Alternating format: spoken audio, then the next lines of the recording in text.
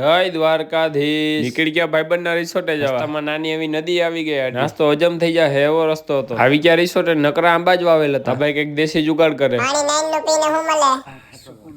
થોડીક વાર આરામ કરીને નીકળી ગયા તાલાળે જવા માટે. ટ્રેક્ટર વાળો દારૂ પીને ટ્રેક્ટર રાખતો હતો. બેફામ ડ્રાઇવિંગ કરતો હતો. કોકને લાગી જાય એનું ધ્યાન જ નતું. અહીંયા ઘણી જગ્યાએ રસ્તા ખરાબ છે. પહોંચી ગયા તા શ્રીબાઈ ધામ તાલાળા. આ મંદિર બહુ મોટું ને બહુ મસ્ત બનાવે. એક મંદિર નીચે છે ને કર્યા દર્શન. આ મંદિરના ઇતિહાસનો વિડીયો આપણે સ્પેશિયલ બનાવશું એક દી.